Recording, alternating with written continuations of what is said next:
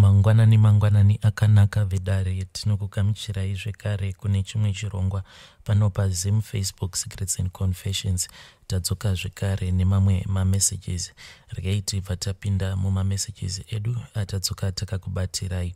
Message yedu yekutanga yakamira sekudai so. Hanzi, hello Mukomanashi, how are you? I listen to your confessions each and every day during work, and I am pleased with your work, so please keep it up. There is a story that I want to share on the behalf of my cousin sister. She was robbed and she doesn't have a phone for now, so she insisted that I should send this story to you to get help. Please post his ID and mobva mazongobatanidzawo nyaya yangu. I am going to write this story as she insisted, and the story goes like this. I have my cousin from another mother. We are close zvisingaiti. So my cousin is 23, inini ndine 21. My cousin had a boyfriend when she was 19 and they dated till she was 21. The guy proposed, vakatotenga maring. They planned for their wedding and everything. Iye cousin next side, she was busy helping the guy to raise the money for the wedding. I think munongozivawo kuti ndo zvinoita rudo. It can totally blind you. Vakaunganidza mari yavo, they bought the wedding gown. Vabereki vakafarawo because everything was so perfect. Day rewedding rakati rasvika, things were in order. Here came the problem. Vanhu vakabva vaungana kuzara chaiko, asi the guy did not show up. People started talking, munongoziyawo vanhu, till sister yangu yatanga kufonawo. We tried to hide the truth, thinking that maybe vakwasha vachauya, but they didn't turn up. Later on, I don't know what happened. I just opened my app and I was shocked seeing my brother-in-law vari pa-airport zvavo. I asked my sister about it and akati haana kana chaari kuziya. Then we had no choice but to cancel the wedding. My sister attempted to commit suicide. She went through a lot. She began to be violent because of all the things that happened on her wedding. She stayed like that for a while till akumbobudao, and by then she was 23. She moved on and we were happy because zvainge ava kuita, we could not understand it. Here came the problem. She then dated a guy. They slept together, but now she is feeling unusual. Akambotanga ne iya inonzi sore throat and flu. She then told me that she went for test HIV and she came out negative. She also said akatanga kubuda discharge here brown and now discharge here. It is very pinkish with blood. So she's now confused. The guy traveled back overseas. Akambobunza the guy wacho about his status, and the guy akava ati, I am clean. So she is asking kuti, what could it be? Ndiwo here ma signs HIV acho or what? She is now confused and thinking kuti, what happened to her in the past will happen to her again. She thinks that she has no reason to live anymore. So if you can ask kuneve dare kuti chingava chiri chii. Thanks so much. Kunevose vachakwanisa kuzomubatsirawo. Please notify me when you post. I will definitely read the comments to her. Hey, vedare ndo message yandakatumidzirwa nemwanasikana uyu. Please ngatibatsireiwo cousin sister yake mucomment section. Asi zvakangooma hazvo veduwe. Vanorume tine utsinye kutoronga muchato nemunhu asi uchiziva kuti hautombomudi zvachose. Zvakangooma hazvo veduwe. Rekeiti pataenda panyaya yedu inotevera. Nyaya yedu inotevera yakamira sekudai so. Hanzi, makadii zvenyu Mukomanashi? Inini ndinofarira zvekunamata, asi chinoitika kwandiri mukoma, ndiri munhu wekuti ndinofarira kubata vanasikana magadziko avo zviri zvinhu zvisingatenderwi kuita semunamati. Zvinongokaruka zvaita zvega. Kuti ndinge ndichireurura zvinhu zvose izvi zvandinoita zvinonderemera. Ndinokumbirawo rubatsiro kubvawo kwamuri Mukomanashi. nashi vedare ndo message yandakatumidzirwa ichibva kuna mukoma vedu. I think mukoma, kana makateerera, ndinokumbira kuti munge muchidzoka munyatsotiudza nyaya yenyu so that tikwanise kunyatsokunzwisisa. Vedare ndo message yandakatumidzirwa ichibva kuna Haidi. Regai tibva taenda panyaya yedu inotevera. Nyaya yedu inotevera yakamira sekudai so. Hanzi, mamukasei mukoma nashi, please hide my identity. Inini ndiri murume ane 35 years. Nyaya yangu yakamira yakadai. Ininiwo ndakakurirawo kumasvingo ndiko kumusha kwangu. Saka life yangu yainge yakaoma. Kana chikoro handina kana kukwanisa kupedza nekuti baba ndivo vainge vachishanda. Saka baba vakazofa tikabva tasara naamai. Apa ndini ndainge ndiri first born. Zvadaro ndakati ndava ne17 years ndakazobva kumusha ndokubva ndananga kuHarare kunotsvaka kuti ndinge ndichiraramisawo mhuri yangu. Asi life yangu handizivewo kuti chii chakabva chaitikawo kwandiri, because life yangu yakabva yangoramba ichingooma. Ndakabva ndazosanganawo neshamwari yandakatamba nayo tichiita zvekuodha mabhanana. Taiti kana taodha mabhananas edu iwawo taibva tamatengesa. Yakabva yatanga kutaura nyaya dzekuromba. Ndakamubvunza kuti une information yakazara here? Izvi taiwanzokuzviita paya patinenge tazorora taona kuti nhasi business chairo hakutomborina zvachose. Saka shamwari yangu aiva munhu uya wekuti kana akagara angoshupikana kana kunetsekana ne-any situation yaanenge achisangana nayo aibva atanga kudemba. Ende mukudemba kwake ainge achingoti kana takagara murengi kudaro, kana akangoonawo motikari dzinenge dzakanaka dzichidarika obva ati inga zvavo izvezvi pamwe munhu iyeye akatoromba zvake, ndokusaka ari kugona kudhiraivha zimotikari rakadai. Saka kunyangwe inini zvakazotogumawo zvandipindawo mupfungwa dzangu kuti kurombawo kunenge kwakanaka, because nhamo yainge yandionesa chitsvuku. Ndainge ndava kungogara ndichingomubvunza kuti ko iwewe zvaunogara uchingoti kuromba kwakanaka, une any information here yauinayo? Une n'anga yaunoziva here inokwanisa kurombesa? Ende kana uchiziva any n'anga inogona kuti tinge tichibudirira, chiitaka kuti tinge tichienda? Kana kuti iwewe unondipa madirections ndobva ndaenda zvangu ndiri ndega, because nhamo ndainge ndava kusatomboida pedyo neni. Saka mukomana uyu panguva yacho iyeye akabva azondiudza kuti ainge adanwa natsano vake avo vainge vari kuSouth Africa, but akazoti ava kuSouth Africa ndo paakazotaura neni ndokubva andipa dzimwe nhamba achindiudza kuti paya wainge uchiti kana ndikazowana madirections evanhu vaya vanoita zvekurombesa ndinge ndichizokuudza, ndo nhamba dzacho idzo. Kana waenda ikoko uzonditipirawo kuti zviri kufamba sei.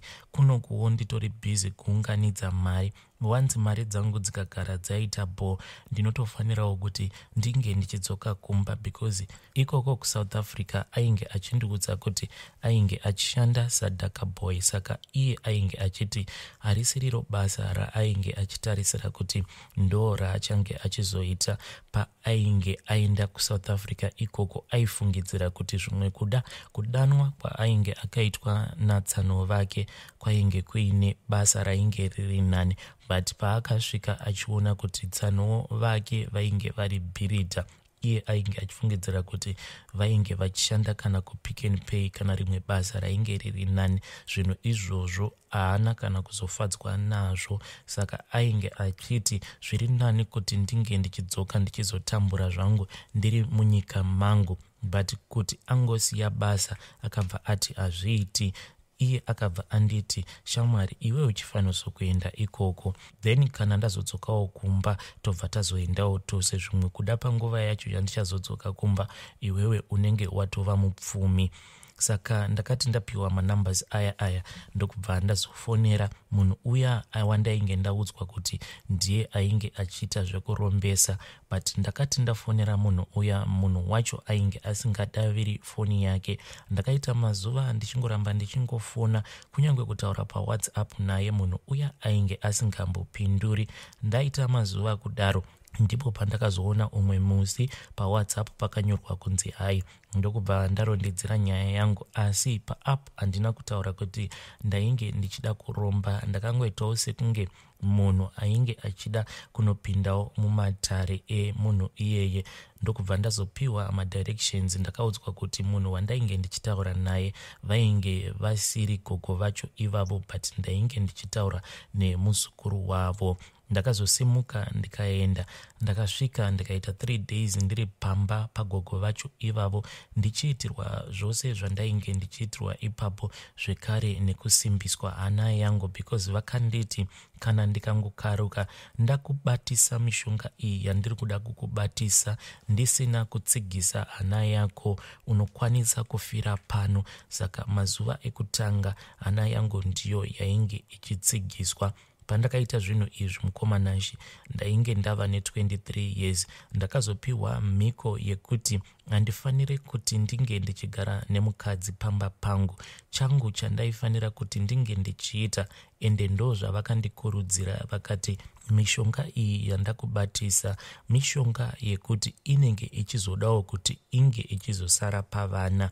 Saka zama nepose paunogona napo kuti unge uchiita vana vakawandisa. Kana kuri kunziwo Mwari vakakukomborera, zama kuti unge uchizoita vanakomana vakawandisisa, kuitira kuti mune ramangwana rako kana iwewe wazochembera, kana kuti ukazotorwa nenguva nekukasika, mishonga iyi yandakubatisa izosarawo pavana. Saka ndo upenyu hwandainge ndava kungoita mukomanashi.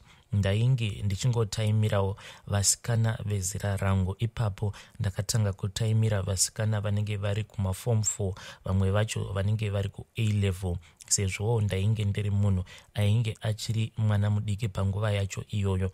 Saka vasikana vose ava vandainge ndichidanana navo, hapana kana umwe zvake ainge achimbofungidzira kuti kuseri kwangu kune zvimwe zvinhu izvo zviri kukonzeresa kuti ndinge ndichidanana nemusikana iyeye. Ndine vasikana vandakamitisa mukomanashi, vamwe ndaitomitisa vari kuform 3 chaiko, ende ndaiti wose wandinenge ndasangana naye ndaimuvimbisa kuti ndiri kuda kuti ndinge ndichizomuroora, ndinoda kuti tinge tichizochata.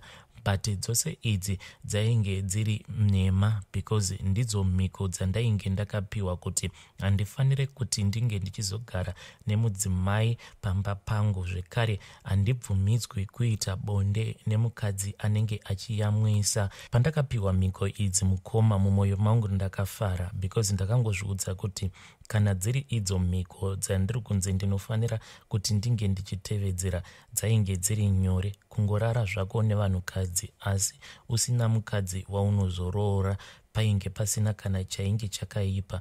But zuva iro randainge ndakaudzwa kuti matare angu ndipo paainge achifanira kuti ange achizopetwa mukoma, ndakabva ndazodanwa neumwe muzukuru wagogo vaya mudare. But ndakati ndichinopinda mudare muya, ndokubva ndaona muine rimwe jongwe iri rainge riri hombe, riri reblack. Saka pandakaona jongwe iroro riri mudare imomo, inini handina kana kutombokwanisawo kunziva kuti jongwe iri rinoshandei kana riri mumatare iwawo ekuromba. Ndakangofungidzira kuti jongwe iri zvimwe kuda rinongoshandiswawo nagogo ivavo kuti ringe richivabatsiridzawo pakuvheneka vanhu avo vanenge vapindawo mudare ravo. Ndakati ndagara pasi mukoma, ndakabva ndanwiswa mimwe mishonga. Ndapedza kunwiswa mishonga iyoyo, vakabva vatora chimwe chainge chakaita chidhishi icho chandainge ndapiwa nemuzukuru wavo kuti ndinge ndichinwa, chainge chiine mushonga. Chidhishi ichocho chakabva chanogadzikwa pamberi pejongwe iroro. Then jongwe riya ndokubva ranwawo. Rakati ranwa, then gogo vaya vakabva vandiudza kuti semanwiro awaita mushonga uyu ndikabva ndazopa jongwe iri kuti ringe richinwawo semanwiro aitawo jongwe iri, ndo kubatana kwaita upenyu hwenyu. Unobvumirana nazvo here muzukuru? Inini ndakabva ndati hongu, because ndainge ndisinganzwisisi kuti ko chii chainge chichida kutora nzvimbo. Ndakabva ndatambidzwa umwe muguri wechibage, but zvakandinetsa because nguva yacho iyoyo inguva yekuti vanhu vanenge vatopedza kukohwa kudhara panguva yacho yandakaenda kunotora mishonga, but chimuguri ichocho chandakatambidzwa chechibage chainge chakanyorova. Ndokubva ndanzi ndinge ndichitokonyora chibage chandinenge ndatokonyora ndinofanira kuchipfumbata mumaoko angu. Ndakabva ndaudzwa kuti ndinofanira kuti ndinge ndichitokonyora chibage kusvika ndava kusakwanisa kubata chibage ichocho mumaoko, because muguri wacho ndainge ndanzi ndisauyisa pasi, ndinofanira kungoramba ndichingotokonyora. Saka ndinofungidzira kuti ndakatokonyora chibage zvimwe, saka ndinofungira kuti ndakatotokonyora chibage chinosvika kuma 25, then ndokubva ndatadza kutokonyora because ndainge ndichiri ndakangobata muguri uya. Ivo vakabva vandiudza kuti ndinge ndichirasira pasi muguri uya wandainge ndakabata mune rumwe ruoko. Vakabva vati ndinge ndichipfumbata chibage chiya chandainge ndatokonyora mumaoko angu. Ndokubva vauya vakabva vaita zvikare dzimwe mhiko dzavo dzavakaita pamaoko angu. Vapedza kudaro vakabva vati ndinge ndichikandira jongwe riya chibage chiya, asi vakati ndinofanira kuti ndinge ndichikandira jongwe riya chibage chiya chainge chiri mumaoko angu ndichiita zvekukandira tsanga 1 by 1. Saka mukoma ndakati ndakandira jongwe riya iro rainge richinhonga richidya. Saka jongwe riya rakanhonga tsanga 17. Muzukuru wagogo vaya akabva auya nekamwe kainge kakaita kahari kari kadiki. Ndokubva ati ndinge ndichinhonga muguri uya wechibage ndinge ndichiukandira muhari muya zvekare nedzimwe shanga dzandainge ndichiri ndakabata muruoko rwangu. Ndokubva ndakandira muhari imomo. Ndikabva ndadzina gogo vaya ndinge ndichisvipira muhari muya, ndikabva ndaita sekudaro. Ndapedza kudaro vakabva vatora kadhishi kaya kandainge ndambotambidzwa nemuzukuru wavo kuti ndinge ndichinwa. Ndokubva vaita kuti ndinge ndichinwa zvekare. Vapedza kudaro ndokubva vazodira mvura iyo yainge yasara pajongwe iroro. Ndokubva razotorwa jongwe iroro, handizivi kuti rakazotorwa richiendeswa kupi. Tasara tiri mudare kudaro, gogo vaya vakabva vandiudza kuti shanga idzo dzainge dzanhongwa nejongwe, jongwe rikabva radya shanga 17. Ndikabva ndaudzwa kuti for 17 years ndipo pandichange ndichizoita mari, ende ndichaita mari yakasvibisisa. Kana ndaita mari kudaro, hanzi ndinofanira kuti ndinge ndichizoita sacrifice mukoma. Ndaifanira kuti ndinge ndichizouraya vana vangu vaviri after makore iwawo. Ndokusaka vainge vandiudza kuti ndinofanira kuti ndinge ndichingofamba ndichingomitisa vasikana kana kuti vakadzi vandinenge ndichisangana navo pabonde.